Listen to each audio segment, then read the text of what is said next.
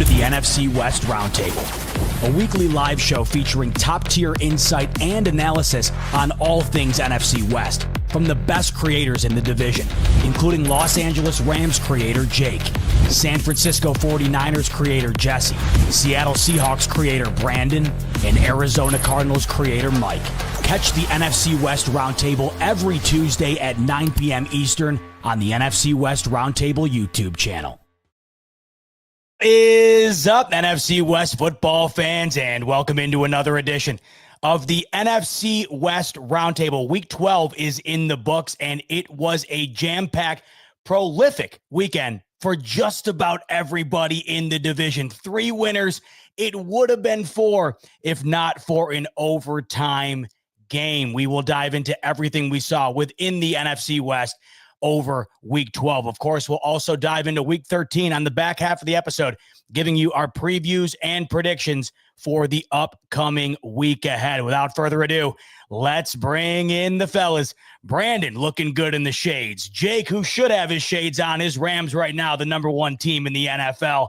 Mike, who should have his shades on if it weren't for an overtime L. And Jesse somehow still should have his shades on despite a Brock Purdy 3 interception outing.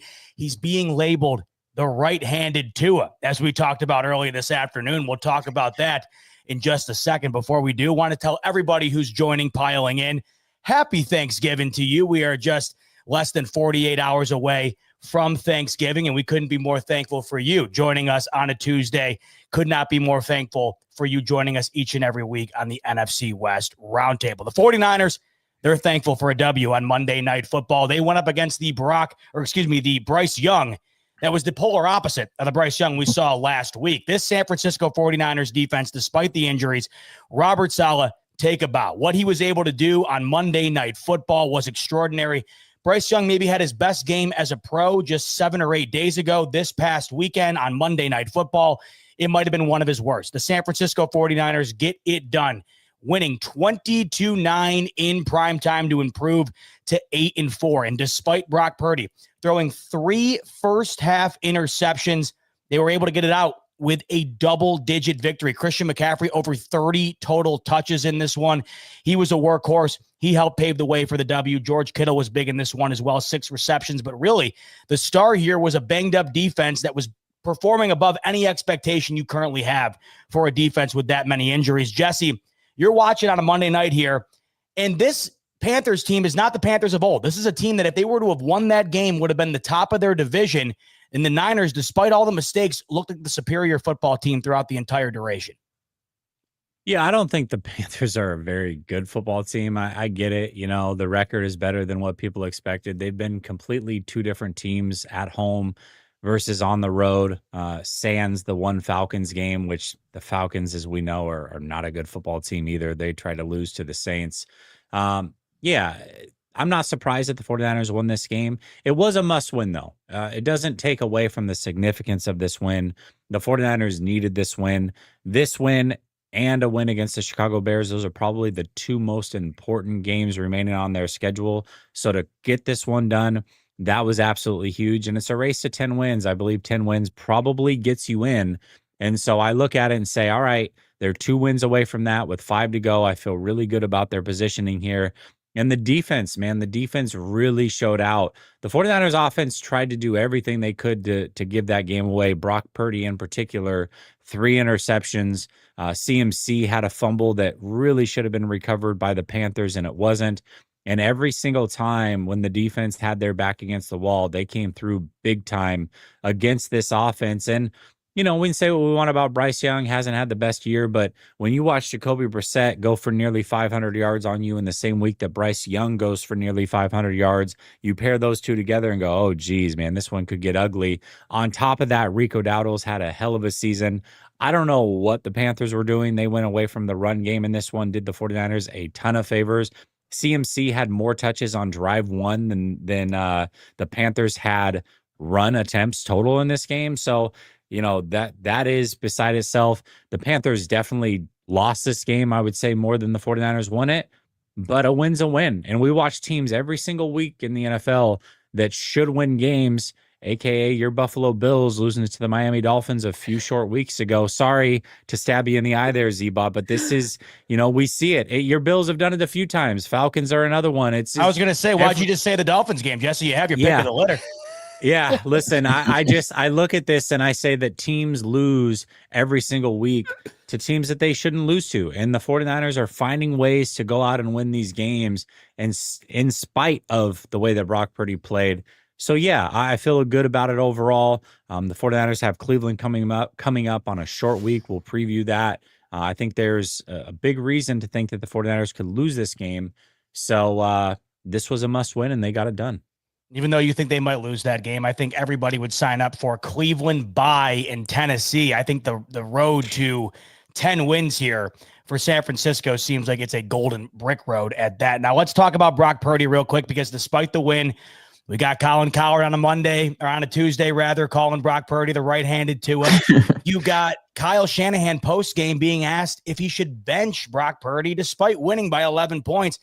3 picks in the first half is bad, but when you watch those picks back, they were inexcusable. He was never under pressure, and you really don't know exactly what he was looking at. So, Jesse, any other team you're playing that night, any of these contenders in the NFC, that 3-pick performance is not going to allow San Francisco to win it. So what did you make of Brock back here again in his second game back, and really not looking all that great? They were able to cover it up, but obviously the performance isn't what you were hoping for. Yeah, well, to quote one of my favorite fighters, Nate Diaz, I'm not surprised, motherfuckers. This is what he does. He 2-pick games. If we look at Brock Purdy's last 7 games, so prior to the toe injury, going back to last season, his last 7 games, he's had 4 games in which he has at least 2 interceptions. This is not an isolated incident at all.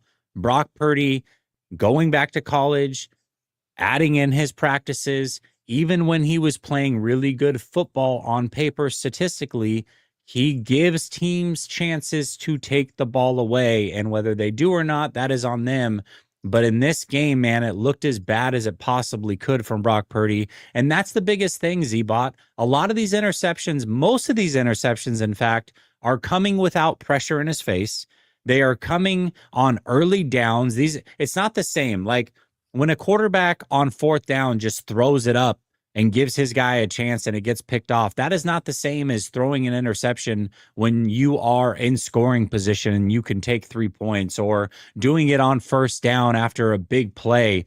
Those things are very different. Brock Purdy right now is continuously making the same mistake over and over and over. And what I find interesting, Z-Bot, is before the game, he was interviewed and asked about what he learned from watching Mac Jones play. And he specifically talked about taking what's in front of him, not going big game hunting when you don't need to, and then strategically came out and threw 3 interceptions going big game hunting, play after play after play. And I think the most concerning pick was not the one that he made the decision on, or a bad decision on. The first 2 were potentially bad decisions, but the third one, where J.C. Horn literally beelines it from the opposite side of the field. Brock Purdy hits his back foot, Horns on past the far hash, starts beelining it towards the middle of the field to break in and make this pick. Brock Purdy has to hitch not once, but twice just to make a 25-yard throw downfield. Still doesn't drive the football because the arm is so weak right now. And it gets flutters in the air, gets picked off by J.C. Horn, and everybody's like, oh, what a hell of a play by J.C. Horn. You can't fault the decision from Brock. While both can be true, the only reason J.C. Horn even has a chance at it is because Brock doesn't have the arm strength to make that throw. It's getting really ugly out there, and I don't know that it's going to look better against Cleveland.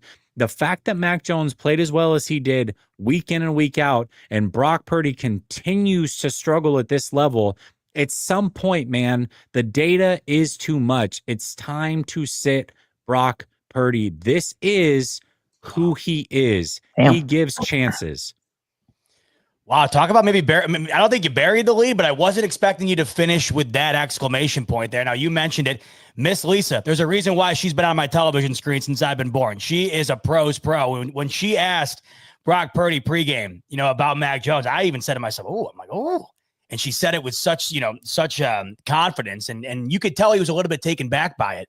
And then when you see him out on the field, I feel like you can tell he's taken back by what Mac did in his absence. I think people are looking at that game and they're saying it feels like he's trying to overcompensate for him not being out there during several of these victories. Now, I'll finish here, Jesse, just because I'm interested. You pay the contract this offseason. In no world is Harbaugh being asked about benching Lamar Jackson, is McDermott being asked about benching Lamar Jackson, Zach Taylor being asked about benching Joe Burrow, yet you have Brock Purdy making that money.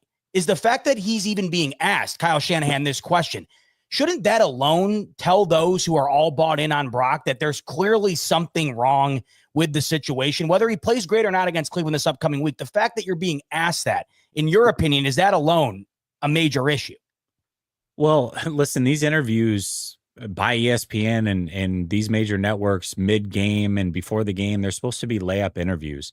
And the fact that she grilled Kyle Shanahan at halftime was like, hey, man, Brock Purdy in these 3 picks, and then followed it up and was like, how long are you going to go with this guy? You got a good quarterback on the bench. Like, that doesn't ever happen in these interviews. So, yeah, it should give you some pause. And quite frankly, Kyle Shanahan clearly didn't trust him either, because in the second half, he went full Jimmy Garoppolo game plan and said, hey, you get 6 attempts. None of them are going beyond 10 yards down the field. You're throwing near the line of scrimmage and behind the line of scrimmage. I'm not letting you blow this game for us. That should tell you all you need to know about what he thought, at least in this one individual game. He cannot continue to call games like that. He has to be able to open up the offense. Brock was supposed to be the guy that came in and opened things up. That's what we like about Brock. He goes big game hunting and takes shots down the field. Well, when he does that this year, it results in major mistakes. On throws of 15-plus yards this season, he has one touchdown pass and 6 interceptions. We shouldn't want Brock to go big game hunting because it's resulting in a lot of fucking turnovers right now. What I think is also alarming is the fact that CMC had over 30 touches in this game, and yet you still have 3 picks from Brock. So if we're looking at this moving forward here, this team's, like I mentioned earlier, they're on a yellow brick road here to 10 wins minimum before obviously playing the rest of their slate here. What does this look like in the offseason? You just signed that contract, and it's clearly obvious that they're committed to him. You don't do that without paying the money that they do. But it just seems like, you mentioned it, you don't get these grill type questions if there isn't pressure from outside of the building, which there clearly is. So what does this look like moving forward? Because even if they do move forward with Brock, Jesse, that pressure isn't dissipating so long as Mac Jones is on the roster. Well, they're playing with fire is what they're doing with Brock Purdy. Again, they're going to play a tough Cleveland defense this week in possibly inclement weather. And we know what Brock Purdy looks like in inclement weather. It hasn't been great. So if that continues to happen, or if Brock Purdy gets hurt down the stretch and can't finish the season, they're definitely playing with fire here. They've talked about trading Mac Jones this offseason, and maybe that's the case. In fact, if they trade Mac Jones, it's probably just to take the heat off of the conversation and give Brock Purdy a chance. But ultimately, the 49ers do have an out after next season. I would expect that Brock Purdy is the starter week 1 of next year. But if this continues to be the case, and I think there's a really good chance that there is, because I just don't think Brock Purdy's that good, quite frankly, at some point they will pull the plug and they won't look back on it. And maybe that isn't until next season. But man, I think that a lot of 49er fans are getting smacked in the face with reality. They hated hearing it from me week in and week out, especially when Brock Purdy was playing football. And I'm like, guys, I get he's winning. I get the stats look good, but boy, he sure does try to turn the ball over a lot. And now that these interceptions are actually happening, a lot of people are waking up to it. It's a very interesting time to be a 49er fan right now. Man, you mentioned trading away a guy playing well to alleviate some pressure. Kind of sounds like the situation my man Brandon was the benefactor of this past offseason, because I know damn well Minnesota Vikings fans wish they had Sam Darnold at the helm. We'll see how that ends up, going, how they end up going about it. But the reality right now, regardless of who the quarterback is, the Niners 8-4, 2 winnable games coming up, sandwiched within a bye. So they're in good shape. Just going to be interesting to watch it all unfold. Speaking of good shape, Thanksgiving around the corner 2 days from now. Is anybody more thankful than the Rams fan base? Thankful for Matthew Stafford. Thank you for Sean McVay. Thankful for the best damn team in the NFL. Jake, I know you get some flack.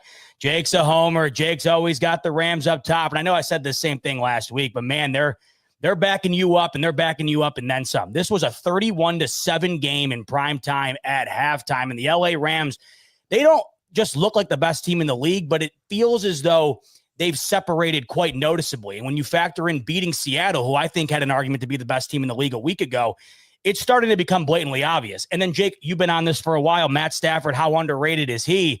I think people were on notice on Sunday night as Matt Stafford lit the world on fire against the Tampa Bay Bucs, 25 of 35, 273, 3 touchdowns. The box score is one thing. If you watch that game, it was a whole other thing. That was a guy, and Chris Collinsworth kept alluding to it. It was a guy that felt like he could just do whatever he wanted, and that was noticeable. He was cooking. And if Matt Stafford plays like that, it's hard to not see this LA Rams team vying for a Super Bowl when it's all said and done. So the final score here, 34-7, the Rams basically took the second half off. They had no need to really do much. This game was over at halftime. Jake, once again, much like with Jesse's situation on Monday night, this is a team that, a month ago apparently had the MVP at quarterback themselves. This was a team that was rolling, considered to be one of the best teams in the NFC. The Rams made them look like a bottom feeder in this one. What did you make of what your LA Rams did to improve to 9-2 on Sunday Night Football? Hey, Jake, real quick, I just want to point out Matthew Stafford in 11 games has less picks than Brock Purdy had in the first half this last week. But I digress. Go ahead. You beat me to it. I was going to start off with that. No, I'm kidding. But no, Jesse, appreciate it. Matthew Stafford's the best quarterback in the league. Sean McVay's the best head coach. This might be the best defense. I mean, they're the number one scoring defense right now, averaging less than 17 points per game allowed. And, by the way, they have Devontae Adams, who has 12 touchdowns, leading all wide receivers. Like I said, he would before the season started. Puka Nacua is not half bad himself. And they can just run it when they want to. And if they don't want to, it's okay. Like, you mentioned, Z-Bot, they took the second half off. They basically took it off with the run game, right? I mean, they gave Kyron 12 carries. They gave Blake 7. I mean, they weren't really trying to do much with that anyway. No, this is a complete domination by the Rams, and I'm not ignorant to the fact that Baker Mayfield got hurt and it wasn't the same Baker, and it would have been a little bit different in the second half, but if he plays the other two quarters, we're looking at 34-21, exactly what I expected. So 34-7, we'll take it all day. I don't know if you guys saw my tweets. I know people are probably sick of hearing this, but SRS, simple rating system, according to Pro Football Reference, has the Rams right now through 11 games as the 8th strongest team in NFL history, going back to the merger. And DVOA has them in the top 10 all time in the Super Bowl era. So this team, it surprises people because there's no Jalen Ramsey in the secondary. Like I told you guys, this is a better cornerback room than given credit for. They're number one, according to PFF, in terms of coverage grade. Emmanuel Forbes has become what I was praying he would end up being half as good of. I mean, he was sensational. 8 targets, 0 catches allowed, an interception, 5 pass breakups. I don't know the last time I've seen a cornerback have 5 pass breakups in a game. He's tied for 3rd in the league. He's been great as of late. All this with the injury to Quentin Lake. How are they going to make it work? All of that. They did a really nice job. Josh Wallace filled right in. Oh, and all of that buries what happened on Saturday. The Rams got an absolute bargain in re-signing Nate Landman, who's been a stud for them in the middle. They have $96 million in cap space next year. Hardly any dead money. Unlike this year, they were carrying over $50 million. This team isn't going anywhere. And I try to explain that to people because they think Stafford's like 44. He's going to be back next year. And this is like, they have Sean McVay. He had his moment where if he was going to take time off from football, it was going to happen after 2022. And then Baker Mayfield came in and they both helped each other out. And now Sean McVay is very happy. So the Rams they're here to stay. They got to go and win the Super Bowl. They are the best team. They have to go and do that. But this is just a reminder, and it just kind of showed you on primetime, because the last time, everybody saw them in primetime, I'm pretty sure was week 5. We were at that game. I mean, this was kind of a reminder, like, hey, in case you're not seeing them in that 4 o'clock window, this is the best team in football. They're probably going to deconstruct, trounce any sort of name you want to throw out there to the Carolina Panthers. Then they got the Cardinals. Then they got the Lions. And then they got Seattle. But one thing is for sure. This was a must-win game, whether you realize it or not as a Rams fan, because this meant that even if they lose Week 16 to Seattle, if things go the way that they're supposed to go, the Rams and Seahawks finish 14-3, there's no way for Seattle to win the division. Man, it's pretty remarkable. We are not that far away from a conversation where Matt Stafford's back was too injured to be any good this year, and Sean McVay was supposed to be in an ESPN booth, according to many people. He was just going to retire, walk away. Now you have this Rams team looking like the best team in the NFL. Jake, you've alluded to it, and I think we can all agree this team is championship caliber. Is it at the point now where anything but a Super Bowl appearance at the minimum is a failure for this Rams team based on what you've seen up until this point? Oh, absolutely. This has to end in the Super Bowl. And to be honest with you, Zeba, it's a failure if they don't win.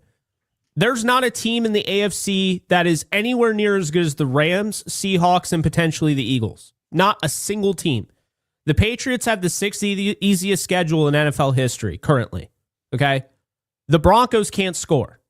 I'm not scared of Bo Nix. I don't care what anyone says. Bo Nix is not beating Stafford head-to-head, and I don't think he'd beat Seattle. So those are the top 2 teams. Then you got the Colts. They're not the same team they were earlier in the year. I got to be honest, the only team, and even still them, because they can't stop the play-action passing attack, the Kansas City Chiefs, they're playing the toughest schedule of all the top teams. Texans, they have a Super Bowl defense, but is Davis Mills, a la, CJ Stroud, whatever they're doing there, are they going to be able to win it? I don't think so. So really, this is one of the weakest AFCs I've ever seen. Joe Burrow, it's too late. He's not making the playoffs. If he does, I think their defense is that bad. And then the Ravens, Lamar's looked horrendous. I don't know if people have noticed since they've won 5 straight, but recently Lamar has been bad. So that's kind of the thing, is like, if there's no, I want them to get to the Super Bowl and that's enough. It's not enough. They need to go and win, because this is about the easiest road ever if they get to the AFC. And we don't have to talk about the Bills. I'll save you that. But you get my point. The Chargers don't have Rashawn Slater or Joe Alt. There's the Jaguars, the team the Rams destroyed in London. There's just not anybody in the AFC that the Rams, Seahawks, Eagles, frankly, anybody in the NFC should be scared of. And be careful what you say about Davis Mills. You'll wind up like me, losing in a big game to that same exact guy that you just mentioned. Already beat him. You know what, though? You mentioned it, though. It's blatantly obvious. I would be stunned beyond belief if the Super Bowl winner does not come out of the NFC, regardless of who it is. You saw what could be the 2 best AFC teams go head-to-head on Sunday. Daniel Jones looked like the Giants version of Daniel Jones. That Mahomes-led offense is not very good, and they just found a way to win that football game because of the inability for Indianapolis to put points on the board. So you're looking at the AFC right now, and it just doesn't feel like it compares to the top of the NFC. The Rams, of course, at the top of the entire league, much less the NFC. So couldn't agree with you more, and we'll see what ends up happening down the line here, but that's certainly the team going into Week 13 that feels as though they're the team to beat in the NFL. The team that's right alongside of them, the team that they played a week prior, the Seattle Seahawks, who want to be able to have the ability to say the same when it's all said and done, and they feel like they have the team to do so. Came up just short against the Rams, but bounced back in a spot we all thought they were going to bounce back in on the road against Tennessee. The score a bit tighter than maybe it seemed, 30-24 this one finishes, but Seattle had the lead 16-3 at half, a backdoor touchdown for Tennessee at the end. Sam Darnold bounces back. We all know that he was being questioned quite dramatically after that loss to the Rams with his 4 interceptions. Has a good one in this outing, 16-26, 244, and 2 touchdowns. And I mean, what more can you say about JSN? I feel like I'm bringing this up every week. This is unbelievable. 8 catches, 167, 2 touchdowns. Seattle gets back on track with a W over Tennessee. Brando with the shades on, got to be feeling good with this bounce back win. I know it's against Tennessee. You expected to win, but you have to feel good about Sam Darnold kind of putting that Rams game in the rear view, moving forward, having a good outing in week 12. Yeah, it's a get right back game. And honestly, Z-Bot, I do feel a little bit bad for wearing shades because it is the Titans. I mean, how good can you feel about beating the Titans? But then the Cardinals did lose to them. So I guess maybe I will come back on. It's a good game for the Seahawks. Like you say, the final score did not indicate how much you really had control of this game. It was never really in doubt. Seattle kind of got out in front of that first half like they've done throughout this year, and we're able to just kind of press down on them from there. I mean, we reached a point with our fan base at times where it's like, we need to close out teams better, not close out, but like put away teams. You know, you've already kind of closed them out, just like fully put them away, like lap them 3 times. So we're in a good, pretty place right now. And I'm not going to crow too hard about this one with it being the Tennessee Titans. That's a team that's in rough shape. They fired their head coach. Cam Ward had a tremendous game as a number 1 overall pick. That guy looks like the truth. He made miracles happen. The Seattle Seahawks had 40 pressures as they were charted by PFF in this game on 42 dropbacks, or at least 42 throws. Probably a few more dropbacks because Cam scrambled a few times, but that is a remarkable amount of pressure production, however much weight you want to give that. Sam did play a really efficient game, and Jackson Smith-Njigba looks almost unstoppable at this point. Every single week he's getting it done, and this is not just getting it done with a collective of short passes that he's running off of yak or a bunch of intermediate routes. It's every week he's taking the top off the defense, sometimes multiple times, and it just keeps going and going. And now he's got Calvin Johnson's record in the sideline, and he very well might take that thing over because as you get close, you know you're going to push him past the finish line. Not that that's what the biggest prize is here, which is to go get the Lombardi trophy. And you're hoping the team can just get better and better and clean some things up. Sam this week was able to find some of those outlets, some of those throws out of the backfield into the flat, take some of the checkdowns. Don't try to push everything down the field. He was able to play mistake-free. Bit by bit, the last couple of weeks, the Seahawks have run the ball better, where we've started out really kind of struggling through most of the parts of this year. Last few weeks, this is starting to get a little bit more and more locked in and more of a part of the offense, which is such an important part of this West Coast offense at that. Defensively, you sent the house at that rookie. You gave him a long day. If you're going to have a rookie quarterback and you have a defense that can be intricate and can put a lot of stuff up the line of scrimmage to confuse the hell out of him, you do so. Seattle didn't overthink that today. They brought the house at this kid constantly in that first half, dialed it back once they had the lead, but you were really overwhelming Cam with what he was saying up front because it was like advanced calculus of this guy's coming, that guy's him, who's he coming? Okay, he's coming for, no, he isn't coming. Oh my God, this guy's coming. A lot of that kind of going on, but a great game for the Seahawks to get back right on this side of it. And we're going to have to take care of business down the home stretch of the season. As by charted, I think as I was just before going on today, Seahawks are having right now on the remaining part of their schedule, something like the second hardest schedule in the NFL by true strength of schedule rating here on the home stretch of games.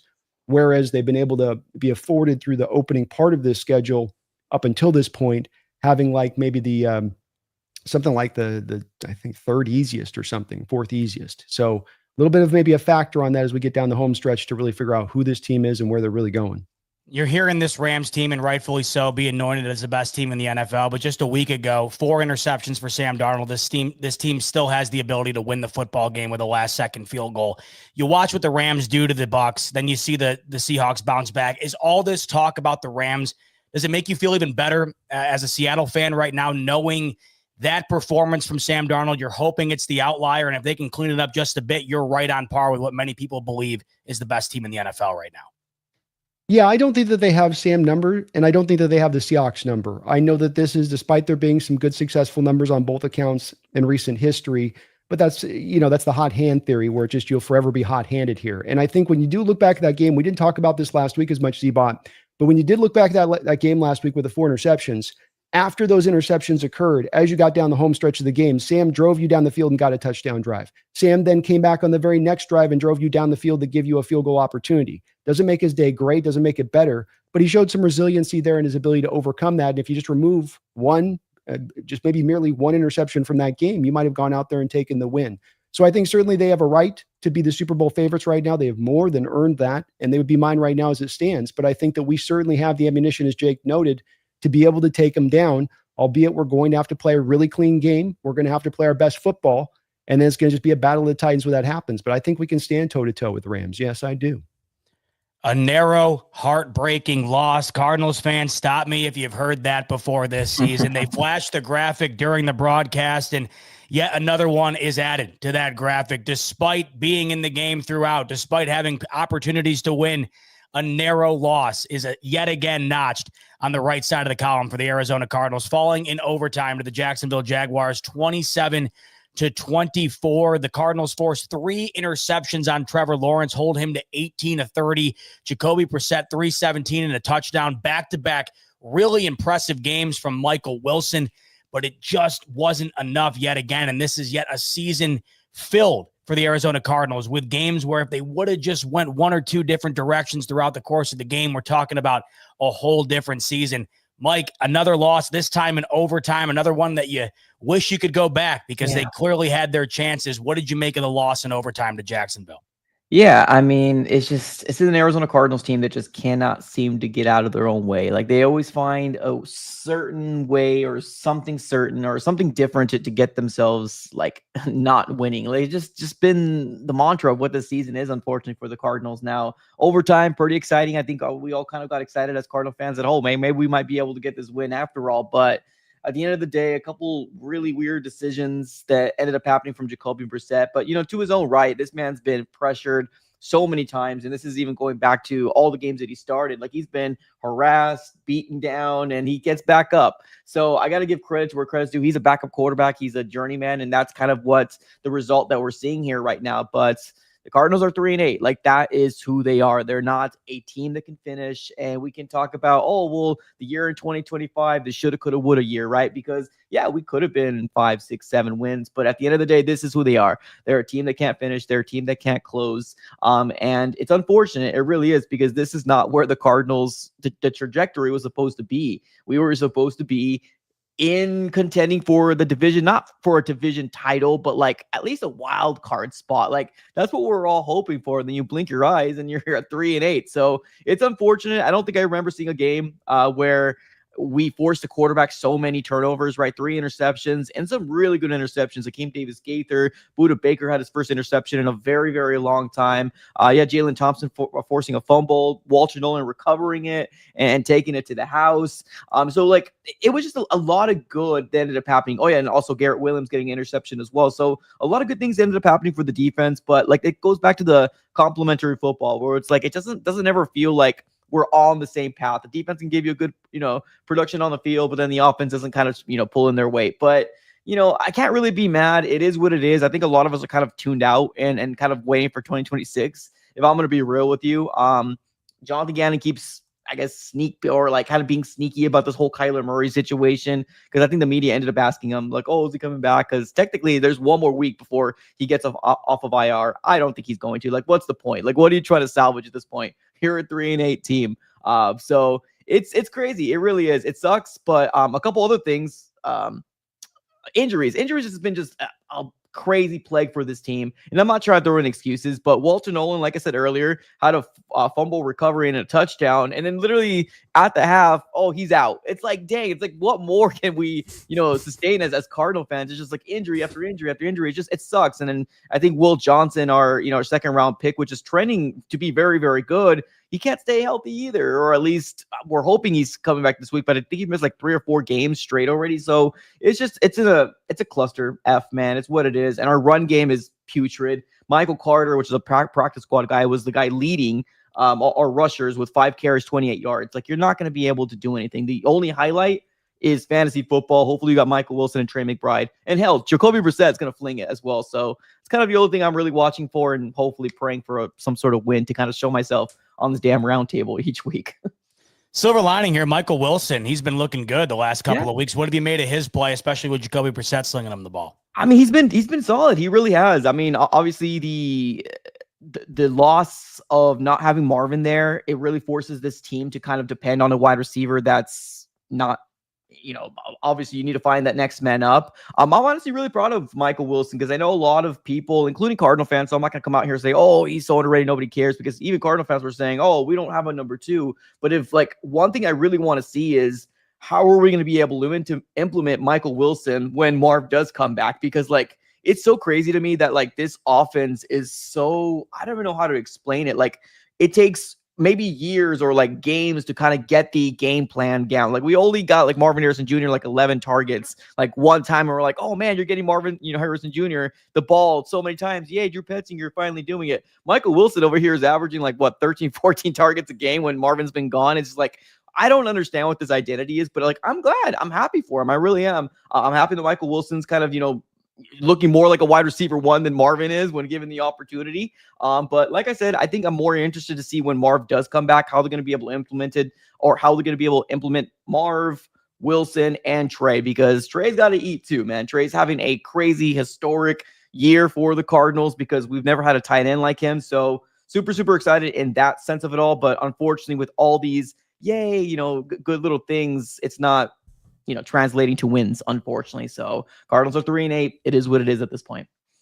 Week 12 in the books. We turn the page to the teens of the 2025 season. I cannot believe that. We'll do that in just a second. Before we do, allow me to give a shout out to my friends over at RotoWire who have all of the lines ready to go for week 13, and it is a jam-packed week at that. We have Thanksgiving, the full slate there. We have Black Friday football, and then, of course, a full Sunday and Monday night as well. The lines for all of the major sports books all in one place on RotoWire with one of their many awesome premium tools. You can compare all of the lines for Thanksgiving in the entire week 13 all in one spot. Once again, that's just one of the many awesome features of a premium RotoWire subscription. The link is in the description below. Click that and sign up. Once you do, use the promo code RTS, and that will get you 15% off a premium RotoWire subscription. Speaking of Thursday and it being Thanksgiving, the slate might be the best it's ever been on a Thanksgiving. It should be incredible.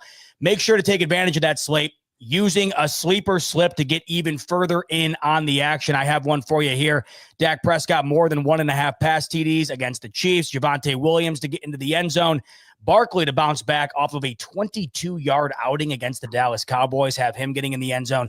Jalen Hurts less than 213.5 through the air. If you want to tell that slip or, of course, create your own, do so via the link in the description below. Click on the sleeper link, sign up, and when you do, you will immediately get a free $20 entry that you can use all throughout week 13 or all across all of your favorite sports. Once you use the free $20 entry, use the promo code on your screen, RTS, and that will get you a 100% match up to $100 on your first deposit. Terms and conditions apply. See Sleeper terms of use for details. Currently available in over 25 states.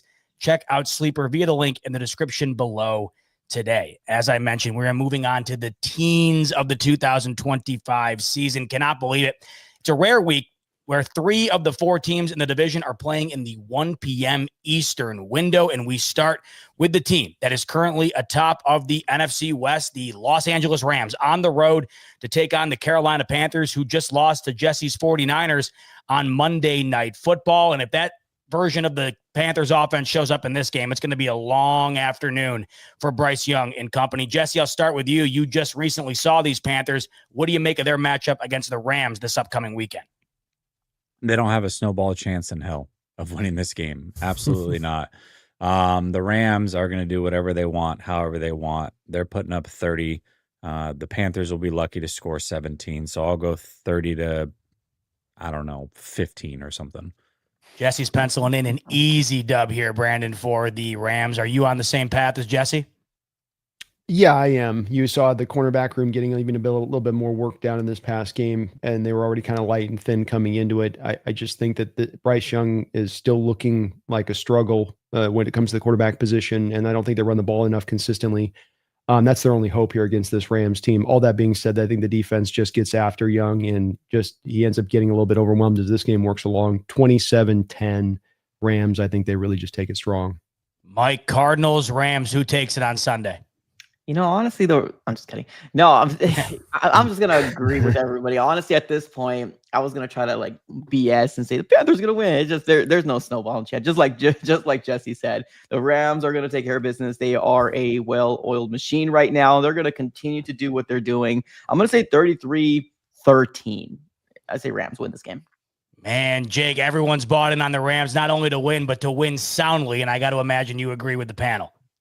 Yeah, we've already We've already broken that whole thing with I'm not going to pick a blowout. Well, the Rams have done that consistently Guys, they haven't trailed since the second quarter of the Ravens game in week 6. Damn. And I don't expect they're going to trail at any point in this game. Give me the Rams 34-16.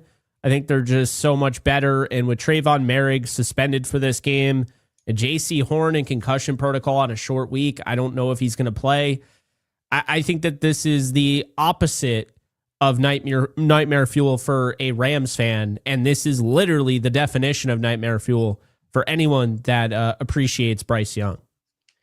Well, fellas, we were told it was only a matter of time, right? Shedeur Sanders gets his first NFL start against the Las Vegas Raiders, and they got a W. They certainly went out there and did more than I think we saw from them really throughout the entire year, but it was against the Las Vegas Raiders. It will be a more difficult challenge at home this upcoming week against the San Francisco 49ers, where Shedeur Sanders looks to win back-to-back starts in his NFL debut here. Jesse mentioned it earlier, could be some inclement weather in this one. And then, of course, we know what this defense in Cleveland poses. Myles Garrett quietly might break the sack record this year. And this could be a game, no matter really who they're playing, where they could find a way to win simply because of what that defense is capable of. Mike, I'll start with you.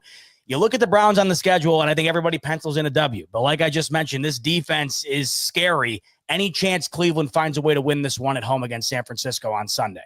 I mean, yeah, there's a chance if Brock Purdy plays for sure. There's a chance. I mean, this defense is very good, and I'm talking about the defense for the Browns. Like, this can be one of those things where it might be a close game, and enough for maybe the defense can maybe force over multiple turnovers, or a forced fumble and then recover to a touchdown. Right? I could definitely very well see that, especially if inclement weather is kind of being a factor into the situation. I see this as a low-scoring game, not so much a tribute to the Browns, and it's just the defense. I think the defense is really going to hold them to what it is. And although to Shedeur Sanders' point, good for him for getting his first W, but it was the Raiders. At the end of the day, the Raiders aren't a good team. They are terrible. So I'm going to say this is going to be a win. I'm still going to lean on over to the 49ers side. I'm going to say 17-13 49ers win. Low scoring dub from Mike. Jake, what do you make of this one? Niners, Browns in Cleveland. Give me Shedeur Sanders. I'm taking the Browns. Look, I went back and forth on this. This defense is no different than what I was saying about the Texans, and the Texans were able to win against the 49ers. The Browns are going to absolutely just stifle you, and then this is going to be a close game. And I have Shedeur Sanders in his first game. He's the only one in NFL history in his first game to have 2 50-plus yard passes completed. He has the balls to throw it deep down the field. And the 49ers are the worst pass defense the last 3 weeks. They're averaging almost 300 yards given up through the air. And then I have Quinshon Judkins, and like you mentioned, Myles Garrett. Yeah, give me the Browns here, 20-17. I'm going to say Shedeur Sanders goes 2-0. And by the way, Shedeur Sanders last week, it was the second most points scored all year for the Browns at 24.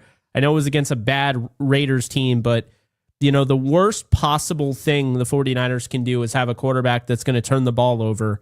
Brock Purdy will turn the ball over. And I honestly, if they start Mac Jones, I would change my pick. I said it. I understand they went out against the Cardinals and they did really well. Well, Mike will tell you that's not as impressive of a win as it felt at the time. So we saw the truth is Brock Purdy is not that good. And as you alluded to, Z-Bot, this Browns defense is legit. And they're going to give him fits. And I think it's just going to be just enough to win. And also, by the way, Cleveland is a much better defense when they're playing at home, which they're doing. Browns 20, 49ers 17. Well, if the win over the lowly Raiders was any indication, Cleveland Sports Talk Radio, should they win this game, I mean, it's going to be must listen. They're going to be thinking Shedeur Sanders is, of course, the next Tom Brady, Peyton Manning, and everything in between. Brandon, is there a chance Cleveland has their Sports Talk Radio going nuts Monday morning next week? Prime time. Yes, we are going to get an upset. I'm going to share Jake's outlook on this. Not out of hate for the Niners. Don't get at me, Niner fans, okay? I do think, as he broke down pretty well, that this is a lot of what you see at play here. Jesse was actually kind to Brock, and I think we got to give Jesse a little bit of applause for being one of those guys standing into the storm on that take with Brock these last year and a half and looking more on the right side of it in recent weeks as much as ever. And I think what you saw in that game, and the part he did leave out, is that there was 2 other picks that was kind of left off the board that was in Panther hands that they could have taken away in that last game. He is getting way too loose and free with this football.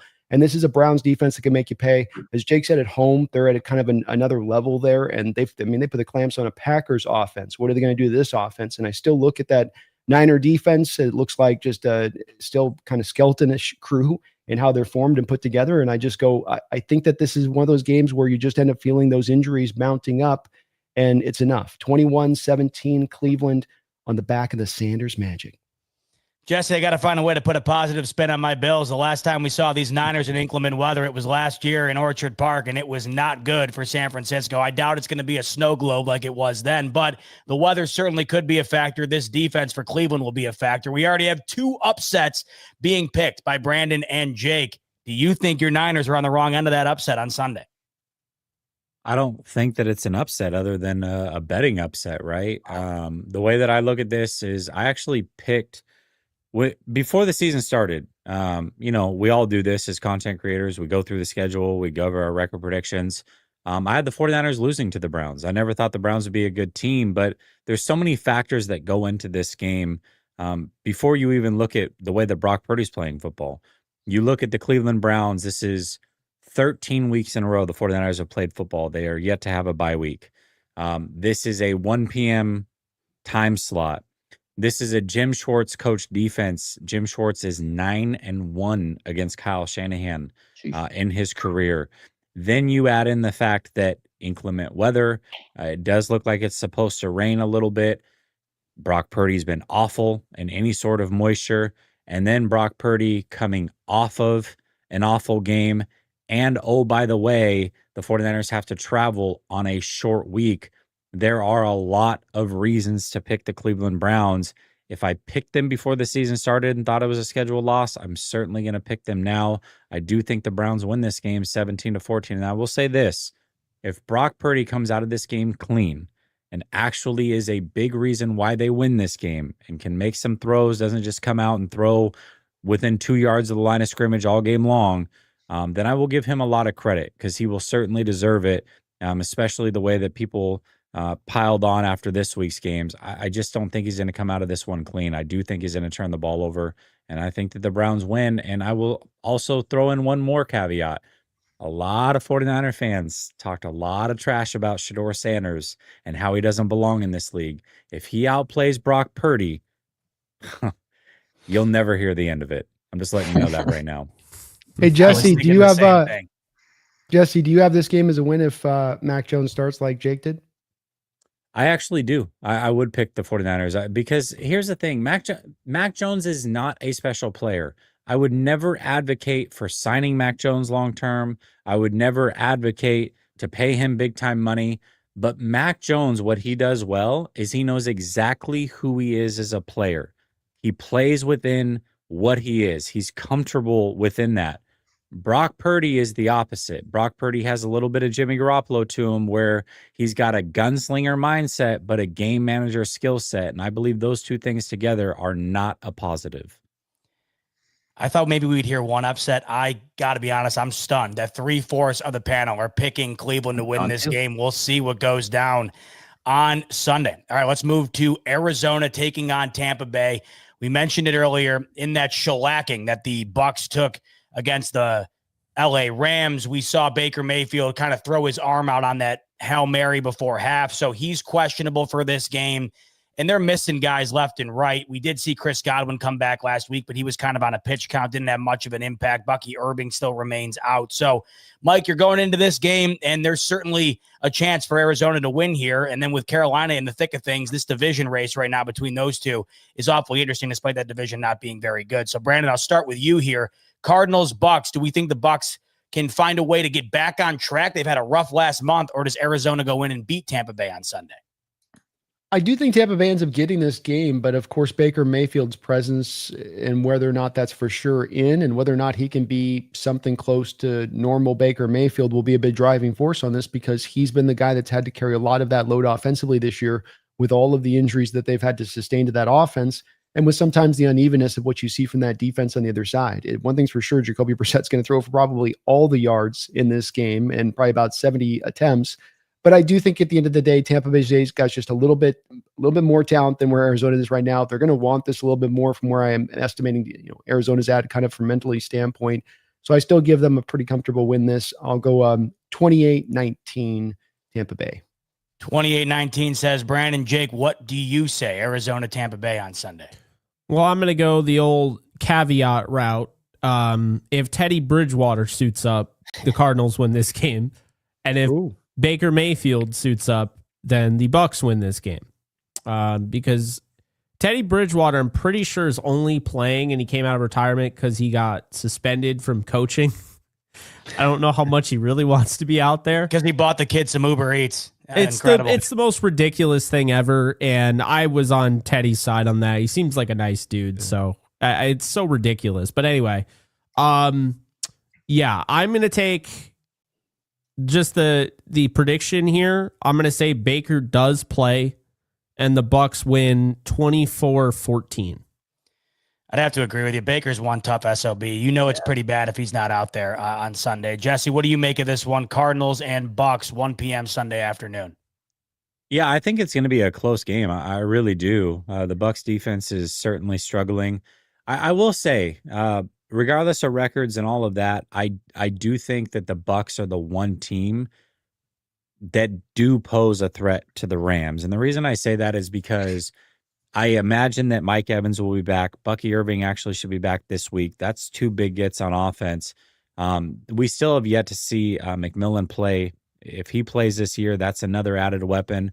And then it sounds like they're actually going to get Kalijah Kancey back, which would be massive for this defense. So I think the Bucs have a chance here to make a deep run. And I do think they win this game because I do think that Baker plays, and I do think that Bucky Irving returns, and he's a whole different ball game of a player. I mean, he's very much Jahmyr Gibbs to this offense, and that's a big difference for them. So I'm going to go 27-23 Bucs. My God, how about Jahmyr Gibbs, by the way? He's covering up a lot of Jared Goff's flaws the last couple of weeks. That dude's look unbelievable. He had over 215 yards on 15 carries on Sunday of last week. Now, Mike, thankfully you don't have to go up against a Jahmyr Gibbs in this type of game, or perhaps maybe you do if Bucky Irving's back. We'll see. But Cardinals, Bucs, we'll see who ends up playing at the quarterback position. If it is Bridgewater, I'd be stunned if the Cardinals lose based on how he looked the other night when he came in. But what do you make of this one either way for your Cardinals? I think Baker's going to play, even if it's not like you're going to throw the ball 35, 37. If Bucky Irving's coming back, that seems like a good enough game plan where if you want to say you want to throw the ball 17, 20 times, I think that's enough to unfortunately beat the Arizona Cardinals right now. I just think that they're down so bad right now, like morally. And I know everybody's saying like the right things, like, Buda Baker, all these leaders are saying all the right things, follow the process. But at some point, the process just kind of gets derailed and you're just kind of, it's lip service at this point. So I do think the Baker Mayfield is going to be playing. If there's any chance that Teddy Bridgewater comes back, I'm not even going to come out here and gloat, say, "Oh, we got this," because honestly, I don't know what the Cardinals get. Like, they can't win a damn game. They can't. So regardless of what happens, Teddy or Baker, I'm going to say the Bucs win this game. I'm going to say 27-23. I like that prediction because I think it's going to be close. I think the Cardinals are always close, regardless of what it is. Obviously, if not in the NFC West, we get annihilated. But I think we're going to keep this close. 27-23, Bucs win. Let's go to the late afternoon window, and you better say a prayer for Seahawks fans because the 12s are welcoming 9 to the building. They better look out. The Minnesota Vikings on the road taking on the Seattle Seahawks. 4-7 is Minnesota. 8-3 is Seattle. Jesse, what do you make of this one between the Vikings and the Hawks? Well, 9's most likely not going to play because he's concussed, so they're not going to have to worry about that threat. Listen, I think Seattle's just a much better team. I think they're going to be just fine. They'll probably put up 30 as well. We'll see what Brosmer looks like for the Vikings, but against this Seattle defense, I can't imagine it'll be great.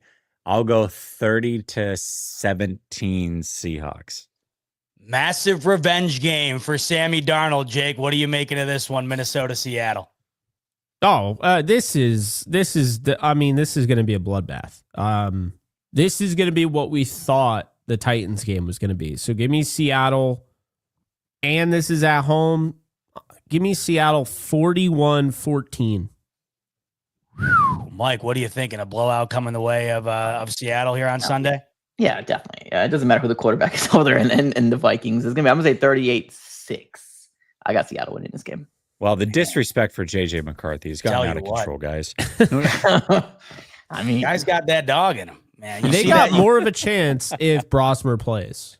If he's actually playing, they have more of a chance. I think he is going to play. I think he will too. And I do you remember the conspiracy? Z-Bot, you brought this up. Carson Wentz was getting destroyed, right? And the conspiracy was Brosmer's actually better than JJ McCarthy, and they can't let anybody know this. And now they don't have a choice if he is going to play. This is going to be a brutal watch, Brandon, for Vikings fans. They got to sit there after what they did with Darnold last year and watch Sam Darnold destroy them on Sunday. I got a feeling this is what you're predicting here.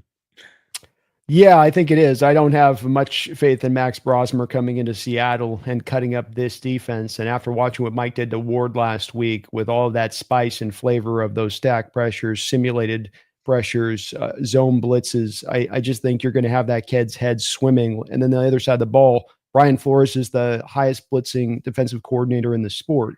As the Rams showed a couple weeks ago, the way we really want to play Sam Darnold is probably try to get pressure with the front four and then drop a bunch of guys in space and squeeze down those passing windows. Flores is going to do the opposite. That's something that Sam Darnold beats very well is the blitz. He's going to find the hot route read.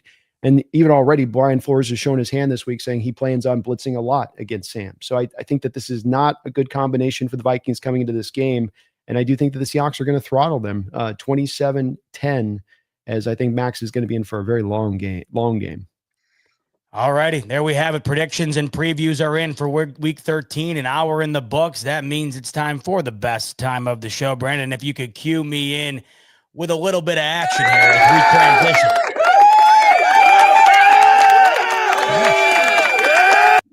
to Super Chat time. Now, of course, I had my main girl, Megan, with a banger. She hit us with an apple, a candy apple, an apple pie, if you will, before Thanksgiving here. And of course, I can't find it, so I'm going to scroll all the way up because that's where we're starting. Megan, right out of the chutes, hit us with a banger. So I'm scrolling. I'm giving my keypad here an unbelievable workout. It's probably the biggest workout I've had in probably the last year. And here we go. There it is. My fingers did all the movement and got to Megan's Super Chat. And Megan, Brandon, hit that button for me again. I mean, please. All right, Megan's coming in saying, once again, my birthday rolls around with a football game. All I ask is for a Hawks win against the Vikes and a ride in the DeLorean. Oh, wait, I'll get that when in Sydney for the last Back to the Future show, which is a gift from my mom and brother for my birthday and Christmas. Megan, what do you got to be on like show 10? You're like me with Dave Matthews. I mean, you're really giving me a run for my money over here. This is unbelievable. They got to know you over there by now. Happy early birthday to you, Megan. And I think if things go well, based on what everybody just predicted, a birthday W should be around the corner for you, my friend, for your Hawks. So thank you so much for your love and support, and happy birthday to you. Enjoy the Hawks game and enjoy Back to the Future yet again. All right, we'll move on to Freddie K. Bateman, who's saying, hi, Z-Bot. Last week, I heard your request about me sending you guys a baseline, and I sent it to the Roundtable Sports Network email. Freddie, the powers that be have sent it along, so we are going to find a way to incorporate that. I've been wanting a theme song for the NFC West Roundtable. I think we all deserve it, and I don't think it could be much better than Freddie K hitting us with a little bit of bass. So next week, be on the lookout. I'm going to get that audio, see what we can do with it. We appreciate you sending that along, Freddie. And once again, if it's anything like that cover you did out in the streets that you sent along, I mean, we are in for a show. So thank you very much for sending that along. Freddie. Appreciate you, Freddie. Freddie. Oh, yeah. We go to John Naylor, who's saying, Brando, can Christopher Walken explain why, just like we need more cowbell, the Hawk fans need more Sam Dirt and let our powerful defense do its magic? I got to lean back, relax, Sam, less stress, take your time, handoff, outlet passes, good. Yes, throw it there. Trust your defense. I'm telling you now, stop trying to do it all. Do I see a cape on your back? No. Do I see you flying? No. I fire a gun, the bullet goes past you. So stop, please. Play within yourself. Thank you, Sam. Very well done, as always. Propa coming in saying Z-Bot has nightmares about Drake May. I'm having nightmares about everybody. Propa, I'm having nightmares about the Houston D. I'm having nightmares about the Dolphins. I'm having nightmares about the Falcons. I'm having nightmares about Brandon Beane. I'm having nightmares about the Buffalo Bills not doing anything with Josh Allen being the quarterback of this franchise. I had a conversation the other day with my partner Rico after that horrible loss, and it's starting to dawn on me. It's amazing. We're living through a period here where I think we could look back, and Dan Marino is often referenced as the best quarterback to never win one. And I think right now we are watching maybe 3 Dan Marinos in real time, and Lamar Jackson, Joe Burrow, and Josh Allen. It's really starting to feel that way. We mentioned it earlier. Lamar in this offense does not look right, and Lamar is constantly banged up. You've watched the horrid offensive production of the Buffalo Bills. And of course, Joe Burrow can't stay healthy either. He's coming back out Thursday, but that defense is so horrid. I don't even know if it matters. So yeah, it's a nightmare of epic proportions right now, Propa. And then the cherry on top is the fact that, of course, the New England Patriots are coasting to a 1 seed yet again here. I mean, that poor fan base, I lost sleep at night knowing that they had to go 5 years without anything to root for. So thank God they're back, Propa, and thanks for the super chat. Really appreciate it. All right, we're scrolling down here for some reason. I'm not catching strays tonight. I love it. Oh yeah, and deservingly so. Keep sending them because I'm in the mood to rip on this team right now. Freddie K coming back in saying happy Thanksgiving and go Rams. And yes, once again, happy Thanksgiving to everyone in here. We can't express enough how thankful we are for each and every one of you. 800 of you in the building again this week, and it's a rarity that we're not hovering around 1,000. So we are beyond thankful for every one of you, and we really hope that all of you have a very awesome Thanksgiving this upcoming week. Jim Fleming saying, lifelong Rams fan since 1968. Love you guys, man. Appreciate you. Long timer here, Jake. Hell yeah. Hell yeah. We love that, Jim. We have Arturo Hernandez saying, looks like Purdy been hanging out with Donald. Interceptions. Oh, I'll say this: you can backtrack it to similar issues and what's happening with them, which is Jesse's alluded to with how Mac plays the position versus Brock, holding onto the ball, trying to do too much, extending the play a little bit too long. John, just staying within yourself. That's really where you can kind of backtrack these issues too. It is the best username on YouTube. It's Bron Sausage saying, you guys are awesome and have a happy holiday. 27-13. Go Hawks. Rams and Niners are tough, and I'm expecting to see one of them in the playoffs. Yikes. Well, yeah, I mean, it feels like if you want the Hawks to go the distance, it's going to have to go through LA, or maybe if Brock Purdy winds up not looking like the right-handed Tua, maybe it'll be the Niners. We'll see what ends up happening. But I got to tell you, it does feel like someone's got to go through somebody in this division. That just seems inevitable, just a matter of who it's going to be, where, and when. So I think that shocks nobody. We've said it all year. It's almost guaranteed. The rest of the NFL up its ante, please, here too. Like, could we have to carry this whole NFL every year, this division? Do we have to put you all up on our back with showing you what good, competent, thorough play through all 4 teams looks like? And yet our backs are getting tired here. We don't get any Thanksgiving love. We've been the best division in football for almost every year we've been around. I mean, come on. It's ridiculous. It's like I have to hear like, oh yeah, nothing gets UZ-Bot. But like I've heard like this is such a great slate. And I'm like, yeah, but it doesn't have the Rams, Seahawks, or Niners. So like I don't really know what you're talking about. Like, I don't know. I understand tradition. I'm tired of seeing the Cowboys and Lions. And the Lions are not horrible anymore. And I'm still tired of seeing the same teams over and over again. And they lucked out with the Burrow thing. Because that Sunday night game was not going to be that great. And now Burrow, that is the storyline where it's just like, yeah, just ignore that they're 3-8 and it's somewhat of a fun game. Thanksgiving hinges on whether or not Dak Prescott can beat the Chiefs. I mean, then my family knows it, right? If they want a happy Z-Bot, then Dak Prescott and company needs to show up. If not, there's not going to be a whole lot to be thankful for. All right, here we go. We got Arturo coming back in saying, what do your effing eyes see? Sam and Purdy. Man, Darnold's still catching strays after putting together a decent performance after the week before. But Purdy, I mean, what was he seeing in that game, Jesse? Because like I mentioned, and you backed it up, it's like, he had all the time in the world on those throws, and you noticed the lack of arm strength on him. It just took forever for the ball to get to where he was trying to go. And when you mix that with a poor decision, then you have 3 picks and a half. Yeah, man. Listen, he is a big game hunter. He really is a gunslinger at heart, and I just think that that's a major issue. So, like when you look at Brock Purdy's stature and you look at kind of his background as a person, Christian and all that, you think he's kind of like this, shucks, I'm just happy to be here type of guy. And I'm going to play within the system. And that's not at all who he is. That's not his personality. I mean, this is a player who went third person in an interview earlier this year. This is a player that apparently told ESPN in the pre-game production meetings that he was never worried about his job when Mac Jones was playing well. So this is a guy who is supremely confident in himself, maybe a little too confident, and I think it's catching him in some hot water. I think if that bank account was a few digits less, he would probably be a little bit more worried. I think that's probably what's making him for sure confident right now. Nobody's more confident in their quarterback right now than Rams fans. Brock Purdy, according to Dean, has more interceptions on Monday Night Football this past weekend than Matt Stafford has had all season long. MVP, MVP, MVP, MVP, MVP, MVP. It feels like right now, Jake, I mean, Drake May would have to run the table and then just be extraordinary, or maybe I'm not even going to say it. You know what I was going to say. I'm not going to say it. It's over. It feels like this is the MVP to lose here for Matt Stafford. I mean, let's be honest here. The only thing that's going to stop Matthew Stafford from winning the MVP is the same thing that stopped Carson Wentz from winning the MVP, and that's injury. I mean, let's be honest here. That's the only thing that's stopping him.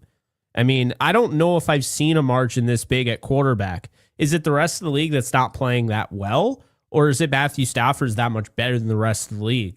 And when you go and you actually compare to seasons past, Matthew Stafford is up there with years where Tom Brady was destroying the league, Aaron Rodgers was destroying the league, and it's all been about efficiency, but it's also been, that average depth of target is hovering around 10.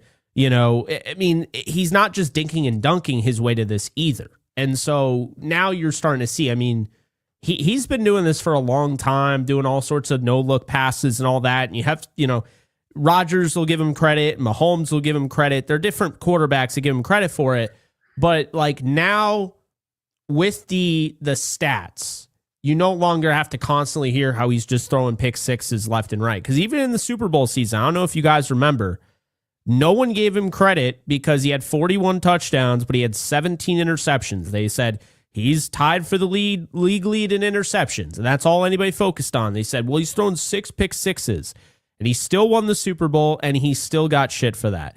Now here he is taking care of the football late in his career. Bill Belichick said it. He's more wise. It's every single year you get smarter.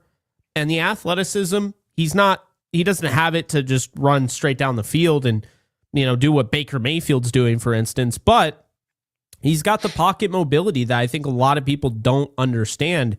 You don't need a ton of it. But if you have a little bit of it and you have the arm angles, the different arm slots he can throw from, and you have the velocity, this is what you get. And so, that's why, I thought it was kind of rich how, there were some guys, well, there was definitely that one dude in 49er land who was saying how, it only took him just to have all the Avengers with him. And I understand this was a clap back because people said that about Brock Purdy, but that to me is ridiculous. This is what we're finally seeing. We're getting football karma. Matthew Stafford has deserved this since he walked into the league. He's been in a dog shit organization for 11, 12 years. He got to throw to Calvin Johnson, and that was a blessing and a curse because now no matter what he does, it's held back because, he just threw it up to Calvin Johnson. So the remarkable throws he made to, Nate Burleson or whoever, that never got credit, right? Like he doesn't get credit for that because Calvin Johnson was on that team. Then when Calvin Johnson leaves, now he's just considered a stat pattern. You see what I'm saying? And then when they go to the playoffs, it's not, Stafford had 4 touchdowns against the freaking New Orleans Saints. That was like the Super Bowl New Orleans Saints. No, it was Stafford lost a playoff game. Stafford's 0-3 in the playoffs. So it's just been constant narrative, switches to make Stafford look bad. And now here he is. And like I said, we're finally looking at what football good karma is. And this is why for the first time in his career, he's an above 500 quarterback for his career. This is what we're seeing. It's because he's finally in a good organization that actually gives a rip about him, will protect him up front, has a good coach, and he's doing marvelous things since he became a Ram. What are the possibilities of that Falcons pick being a quarterback now? Because that seemed to be all the talk. Is that off the table now, in your opinion? I don't think it's going to be a quarterback. I think it's going to be a game-changing either offensive weapon, or it's going to be somebody like a chess piece, maybe like a Caleb Downs. I don't know where they're going to be picking. Unfortunately, the Saints couldn't do, and the Bills couldn't do us a favor there.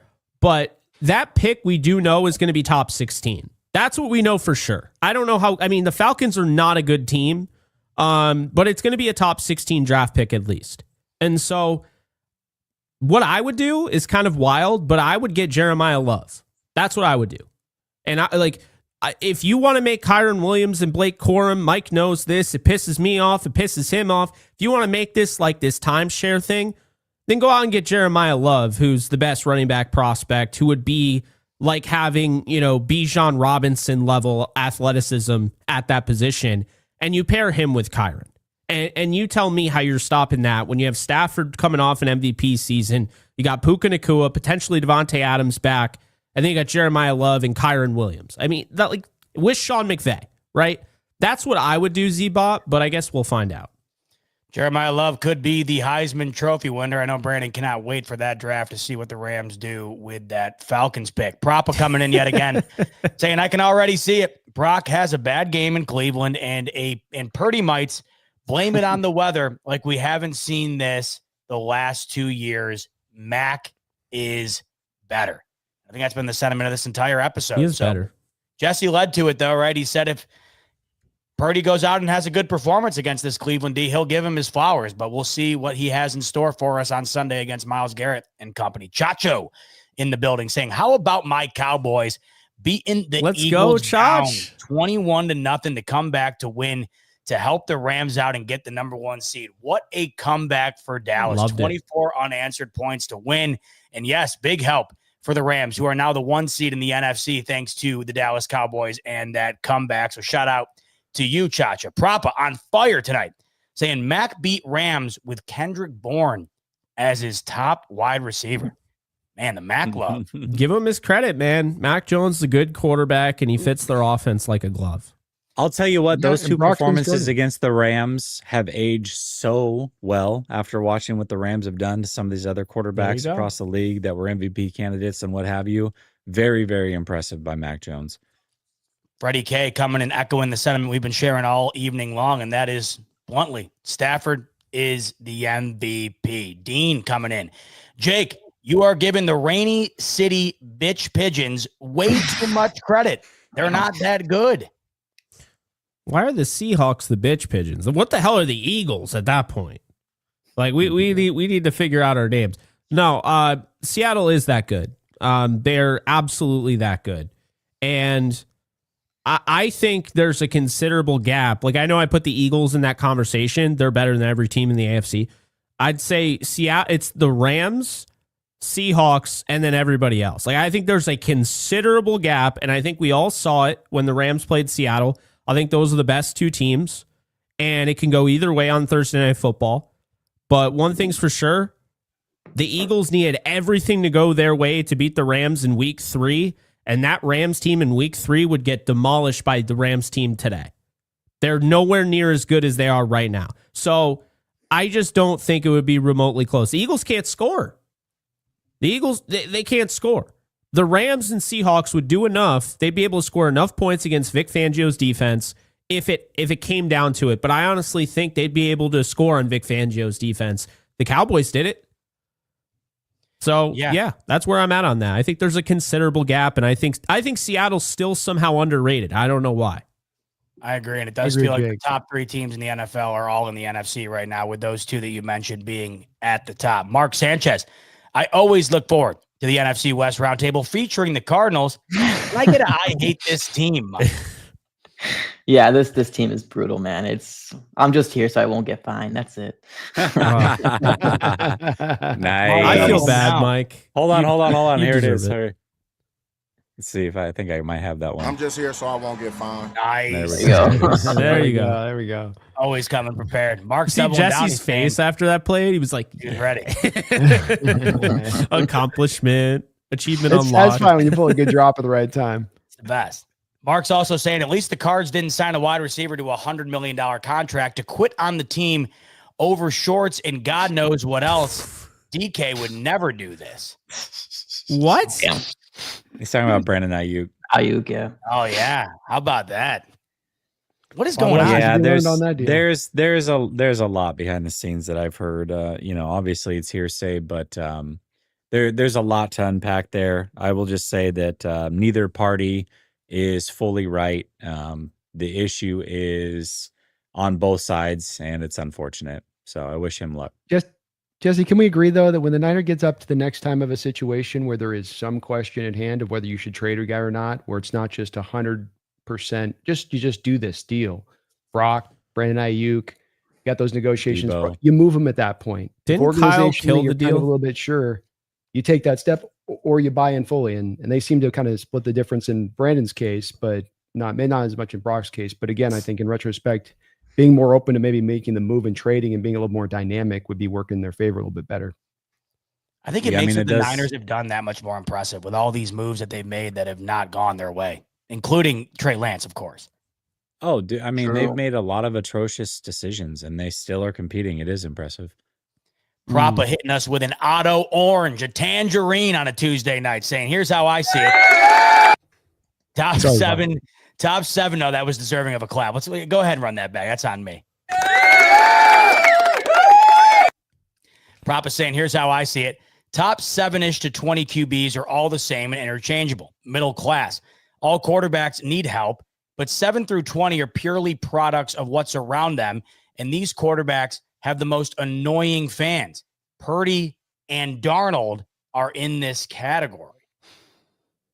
Yeah, I mean, I think back half of top 10 through 20 is roughly interchangeable for sure. I don't know if the number is exactly 7, but maybe around 9-ish, something like that. There's only probably 5 or 6 QBs that are mainstays in the top 10 year in and year out. So I think he's definitely got a point. I really do. I think Purdy fans are incredibly annoying. I'll give you that point. I mean, everybody's got their fan club. I think 7 to 20 is a pretty wide swath of an area. He's not exactly narrowing in here on this because there's probably quite a difference from 7 to me to 20. I think if you looked at the 20th guy, you'd be going, yeah, I think I'll take the guy that's at 7 as well. I think it's fair enough to say top 10 in the case of both potentially there with what they've done on their resume recently, especially maybe Brock's trending the wrong way. Sam's somewhat trending the right way, but we'll see when it's all said and done. My whole point on that's always been too, that if you have a top 10 guy, you have a guy that can go win a Super Bowl, a la like Jalen Hurts did last year. He's not a top 5 quarterback in this sport. Is he even a top 10? But it goes to show you that's modern day quarterbacking does not require you to have a Mahomes or Brady in order to go win a Super Bowl. It helps, but it's not a requirement. And by the way, real quick on Brock Purdy, because I feel like all these Purdy fans that got really excited about them beating the Cardinals and everything. I think it was Jesse that told me about this. But anyway, I went back and I brought it up, the game log here. The last 21 games, Brock Purdy is 10-11. He has 30 touchdowns and 23 picks. Damn. That's crazy. I mean, that's pretty big sample size.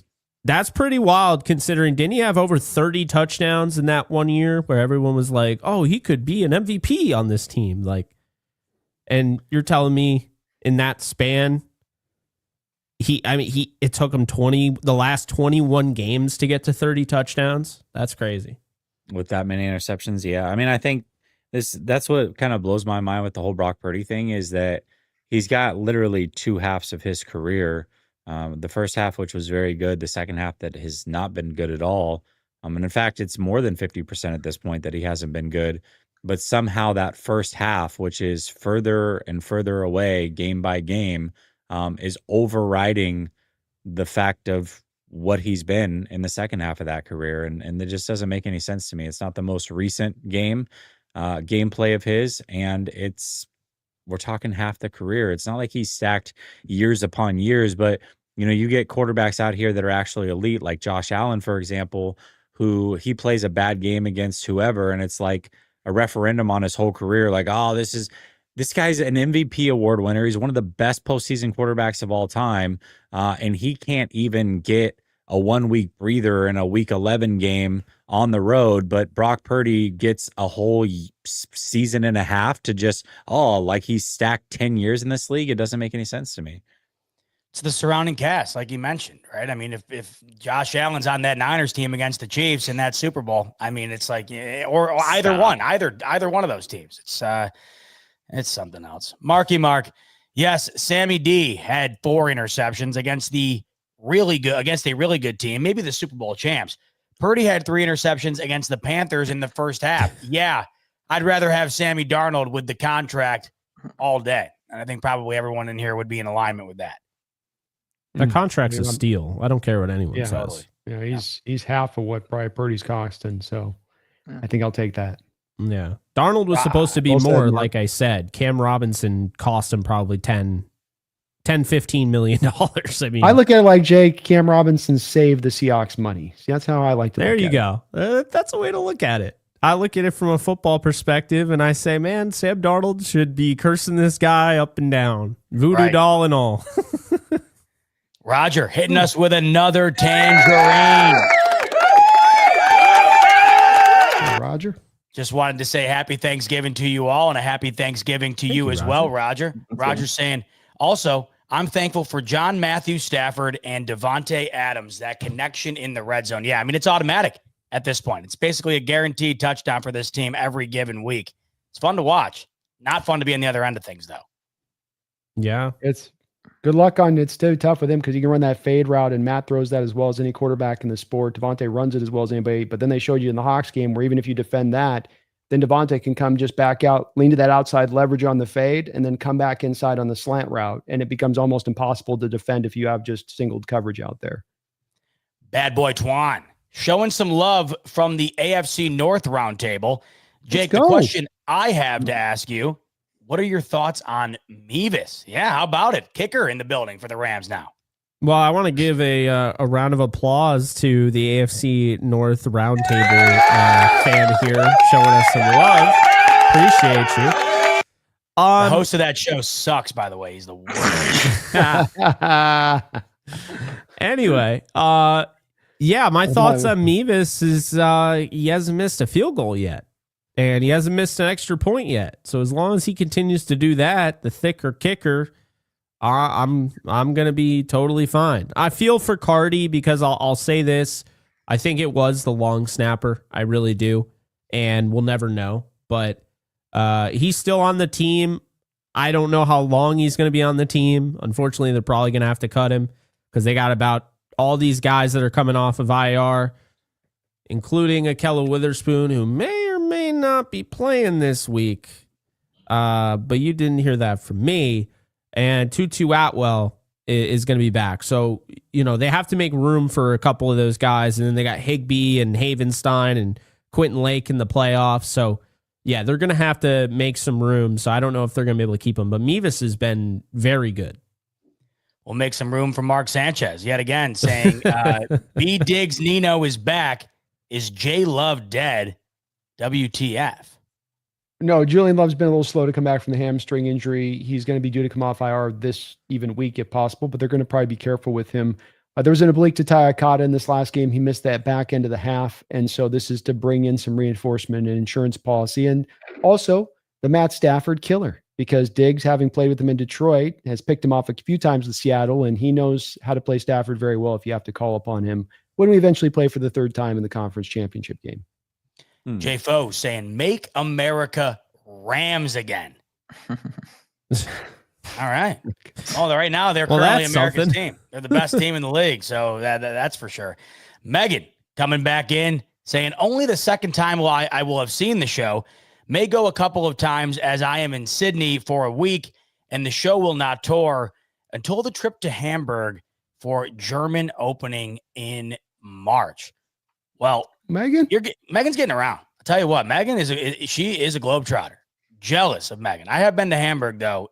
It was not a great experience. So I hope you have a better experience than me, Megan. By the way, though, if you do go, there's a burger joint. The best part of the experience, there's a burger joint underneath of a train station out there called Burgermeister. You got to go. Megan, if you're in the area. No way is there a thing called Burgermeister. Burgermeister, and it is the size of a broom closet, and it's attached to a train station, and it's unbelievable. So, Megan, take my word for it. If you're out in Hamburg, hit that up. It was the only thing worth writing home about from my trip out to Hamburg.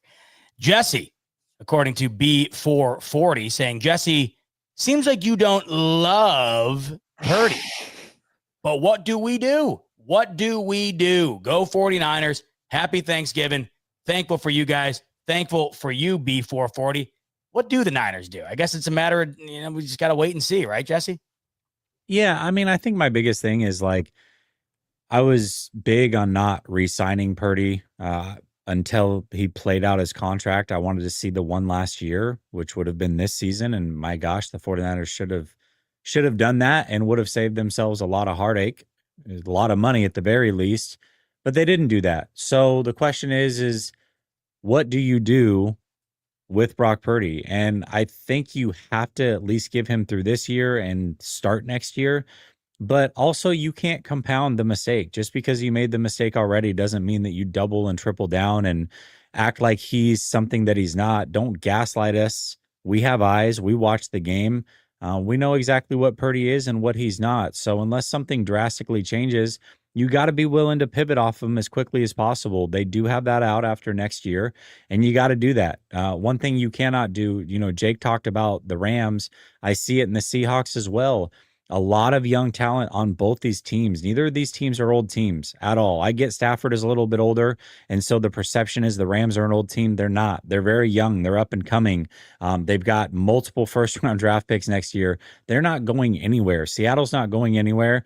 And hell, if the Cardinals can find a competent quarterback and coach, they are young and ascending potentially as well. So this division's not getting any easier. The 49ers the whole division plays the AFC West and the NFC East next year. That schedule is not getting any easier. So I look at this team and think, man, I don't know if there's a path to them even being better next year and true Super Bowl contenders for quite some time. And if Brock Purdy's your quarterback and he continues to play like this, you have to pivot. You have to be willing to have some balls and some gumption and move off of them. Feed me more. Saying, Z-Bot, didn't the Bills have the number 1 O-line last year? They arguably did up until last week. Feed me more. And then the 32nd O-line decided to show up against that Houston Texans defense. That was an abysmal watch. Duce saying, and by the way, give me a little love here on another tangerine. Go. Thank you, Duce. Duce saying, Rams could actually see another NFC West rival 3 times this year. Kind of wild. Rams can win out in the regular season too. Do you think that's kind of in the cards here right now, Jake? Are you predicting a clean slate running the way into January for LA? To me, it's always been about that Seahawks game. If they can win that game, then yeah, they're going to run the table. I just don't see any other team be able to stop the Rams. I think those are the 2 best teams in the league, as I said. And then I think you get to the fact they'll be the 1 seed and then potentially, I mean, it almost puts the Rams, if they are the 1 seed, and they'd have to lose 2 games for them not to be the 1 seed. But if they are or that's not true, but as far as over the Seahawks, if the Rams get the 1 seed, they're almost guaranteed to play Seattle. Almost guaranteed. Because think about this. 2nd seed is going to be the Eagles at that point. They're not losing to the 49ers. They're not losing to the Carolina Panthers. The Panthers aren't even, we're not even going to bring them up. They're not losing to whoever the 7th seed team is. Then you have the 3 and the 6. And I don't believe that the Bears are going to be the 3 seed when that comes, right? I think it's going to be probably the Lions. So at that point, home field advantage, Lions probably win that game. So you have the Eagles and Lions, and then you'd have the Rams and the Seahawks. I don't think there's going to be an upset. The only way the Rams don't see Seattle in the divisional round, the divisional round, is if there's another upset. Like there's a higher seed. So I don't know. We'll see. I mean, the same goes if Seattle gets the 1 seed somehow. I don't know how they would. They would really need a lot of help for the Eagles to lose a few games with that. But let's say Seattle gets the 1 seed. The Rams would likely play Seattle. There'd have to be an upset. And the 2-7, like historically, there's never a 2-7 upset. I think there's been one. And the 3-6, I mean, I guess maybe it's possible, but in all likelihood, yeah, I think we'll see Rams, Seahawks in the NFC divisional round. And that's kind of a bummer because I'd like to see that be for all the marbles, the two best teams. But feels inevitable they're going to cross paths at some point for a third time. We can't wait for that second time, by the way, in December. That's going to be awesome. Adam coming in. Can we fast forward, speaking of which, to week 16 and the Rams taking on Seattle yet again? If you had to pick that one right now, who wins? Well, we know Jake said that he thinks they're going to split with Seattle. And I'm starting to lean towards I think the Rams might still win that one.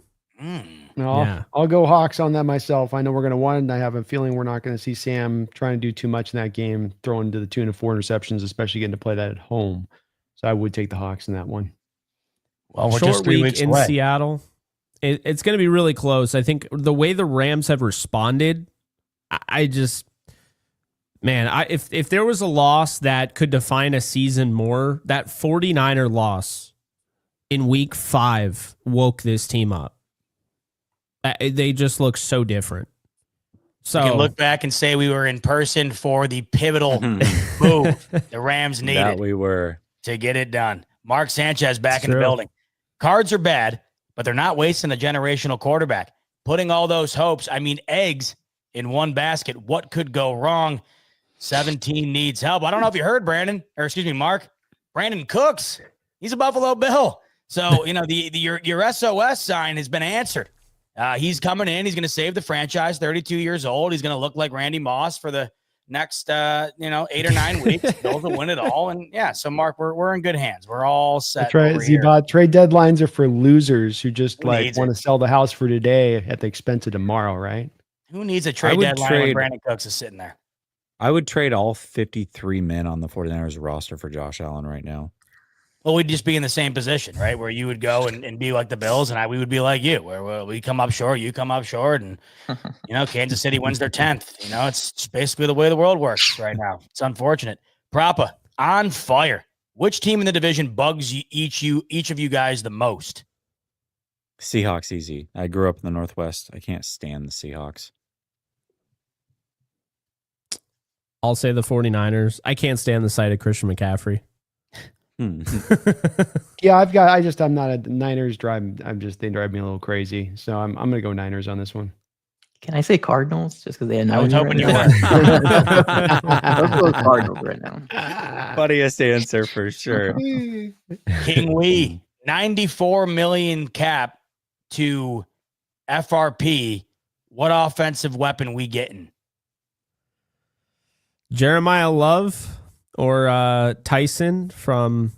I'm so out of the. You guys are going to go to receiver. You got to go receiver because you could go so easy to pay Puka, then go get a receiver, and then you don't necessarily have to pay Devontae again. And I've watched. There's a couple of first round receivers you're going to love, Jake. You mentioned just one right there with Tyson, but the Mekhi Lemon kid's fun. You got to pick your point. They're all 4 different, but they're all really, really talented too. Who's the best blocker of all of them? Ooh, good question. It's probably the big kid. Probably the kid out of Washington, Boston. But you can wait to him to the end of the first round. So that is probably the most likely. And maybe your second first round pick, that'd be the one you go with. But he'd be the big guy you could play as an X who has got some speed, gets downfield, complete receiver, but not quite talented enough to be up in that top end first round range probably. And they may have found their guy at right tackle in McClendon because he's been playing really well. And if that's the case, then that's another draft pick. You don't have to reach on a tackle, So I think they're going to go. That's what to your point, you might have to do in this draft because it's not going to be a good draft, boys. It's going to be strong in certain positions, but their draft as a whole is pretty underwhelming. Yeah, just from the limited stuff that I've seen, Proctor seems like the only guy that really stood out to me at tackle. Propa coming in, he's saying Brandon is the only cool Darnold Glazer. There you go, Brandon. Another feather in your cap. I haven't even seen Darnold Glazers. That. Yeah. Thank you. Question mark. Jack Maloney. JSN equals offensive player of the year.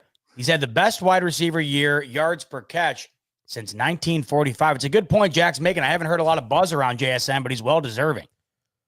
I think he's having a Yeah, season he that's is. not being really appreciated enough, considering that he's not doing this on some loser team with a high volume amount of passing attempts. We threw the ball 26 times this last week. The guy went for 170. And everybody knows you're trying to throw the ball at this point, this deep in the year, and he still goes off every single week. Unreal year from JSN. Mark coming back in. Could the Cards' next head coach be Lane Kiffin? Oh, He always wanted to come back. please do that. Please do that. I'm going to wait for until Gannon gets fired to actually. Yeah, I don't know. Zebot, I'm here. Bill Belichick today, Zebot. We're here on Billy B. Lane's going to LSU. Billy B. Lane's going to LSU. It's a done deal. Yeah, Kiffin said he's going to make his announcement, I think, within the coming weeks here. He's going to inform Ole Miss as to what he plans on doing. It'll be interesting. The Ole Miss offense has been the best in college football under Lane Kiffin, so we'll see what he ends up doing and where he ends up winding up. Could it be the NFL? That would be interesting. But like you mentioned, Jesse, it feels like LSU is the leader in the clubhouse right now to get him. Jeffrey Thistle coming in. I don't know what Jesse is complaining about. My Hawks still can't beat them, and they still keep winning. I'm not complaining about anything. I just, to me, like, I just want a Super Bowl ring. I was around when the 49ers were good, great, dynasty great, and I just expect greatness from this team. I'm tired of going, what are we on, 30-plus years of no ring? The 49ers have knocked on the door a million times. I'm not impressed. Win a fucking Super Bowl. Preach. That's how I feel as a Yankee fan, but that's half as many years. So That's how I feel as a Bills fan, and that's all the years. Yankee All the fan years get mad after 3 years. It's been 3 years. it's been 16. Beat 440. Painful. Jesse, that means the Niners would need to be the Cards for the next 3 years. No, please, no. I am going to start drinking. This is not true. This is where 49er fans like, and this is how franchises end up with bad quarterback contracts. It's like, well, what else are we supposed to do? What are the other options? The other options are go find a guy who can play 80% as good for a 15th of the price and keep recycling those guys until you hit on a franchise guy. That's what you got to do, because what wins Super Bowls or gives you a chance to win Super Bowls is either highly inexpensive quarterbacks or elite quarterbacks. And if you have a guy who's mid getting paid top tier money, you're not winning a ring. Guy, you can look at a guy like Jalen Hurts and be like, well, that's the exception of the rule. Not really, because he was making diddly squat when he won a Super Bowl. So, And the void years, Jesse, with Jalen Hurts. Let's not Right. discount that. He's having as heavily a laden deal with void years on the back end of that contract Yep. to allow them to do what they're doing right now with some of the other contracts. yep. Levis coming in. Have faith, Mike. The Cards are going to run the slate. Wild card question mark. All NFC West teams to the playoffs. Ain't eliminated yet. NFC Championship is going to be better than the Super Bowl. Who has the hardest path to the playoffs? Well, We probably ain't running shit. Just FYI, we ain't running shit. would be fun. Though. Hawks have the hardest way. We got to take on the Colts. We got to take on the Rams. We got to take on the Niners. Atlanta and Carolina are not good teams, but they're still going to provide a fairly tough fight. We don't have any real easy peasy guys left on the schedule as far as we're set up. Mike's coming in. If your team could trade for one player from any team below 2 wins, is there a team with less than 2 wins? Who you getting Titans. and why? Oh, yeah, the Titans. I would take Genty because he would be fire behind this offensive line. Happy Thanksgiving, boys. Go Hawks. Happy Thanksgiving to you, Mike. So I guess one player from a bad team that you guys would take right now. Don't they have 2 Garrett. wins? Miles Garrett. No, 3 wins I on think he's the Cleveland, same. Jesse. Yeah. Okay. No. I'll go with Max Crosby from the Raiders. Yeah. Yeah, Max All Crosby right. for sure. That's the answer. Yeah, that's a good one. Well, I'm going to follow directions, and I'm going to go with Wan'Dale Robinson because I'd love to see what he would do in this offense. And that's a player I've been watching that isn't getting any attention, and he's going to have over 1,000 yards this year. He's an absolute stud. He creates so much separation. He's explosive as hell. If you put him in that Rams offense right now, good Yeah, because Lord. you guys need another elite wide Yeah. receiver. Seriously. I mean, he's not elite. It's not like I'm getting He wouldn't Malik be with Neighbors. Stafford, right? Well, why Yeah, wouldn't he'd he? probably break an NFL record with Stafford. So you go with Wan'Dale Robinson over like Dexter Lawrence? I just wanted to do something fun. I mean, obviously, you guys went with Myles Garrett. It's not even fun anymore at that point. If I had to pick, if I had to pick a real, I mean, I'll probably I'll go with Brian Burns, and I'll scare the shit out of you all game long with my cheetah package, where I'm using Brian Burns, Byron Young, and Jared Verse all game long. Goodbye. Mark's coming back in. Zebot, can you put up that 0-4 Oregon? That's a reminder their fans do, so they remember how many national championships they won duck hunting this week. Brother, Who's Oregon got this week? We got Washington. Did you hear me? We got Washington. I'm a Duck fan, all right? Chill out over there. I love Mark Sanchez. How's jail treating you, brother? No, that clip that came out of Dan Lanning say, Matt Leinart ain't walking through that door. Reggie Bush ain't walking through that door. We're wearing all black tonight because we're going to a Trojan funeral. I'm like, man, I want to play for that guy. I love that guy. And listen, I love everybody who tuned in tonight. We couldn't be more thankful for you on a Thanksgiving week. We want to express just how thankful we are for each and every one of you tuning in each and every week to the NFC West Roundtable. And we hope you join us yet again next week as we recap week 13. But that's going to do it for this episode. For Jesse, Brandon, Mike, and Jake, I'm your host, Z-Bot. Thanks so much, as always, for tuning into the NFC West Roundtable, and we'll see you on the next. Roundtable Sports Network is your one-stop shop for all things NFL, with daily live shows covering all 8 divisions in the league, hosted by the best content creators on the web, all on one network. Catch the AFC East live every Monday at 7 p.m. and on Wednesdays at 6 p.m. The AFC West Roundtable live Tuesdays at 6:30 p.m. The AFC North Roundtable live every Wednesday at 6 p.m. The AFC South Roundtable live Tuesdays at 7 p.m. The NFC East Roundtable live every Tuesday at 6 p.m. The NFC West Roundtable live at 9 p.m. on Tuesday nights. The NFC North Roundtable is at 6 p.m. on Wednesdays, and the NFC South Roundtable is live Tuesdays at 8 p.m. EST. And of course, fourth and forever, the flagship show of Roundtable Sports Network, covering all things NFL at 1 p.m. Eastern Standard Time on the Roundtable Sports YouTube channel. Real coverage, real fans.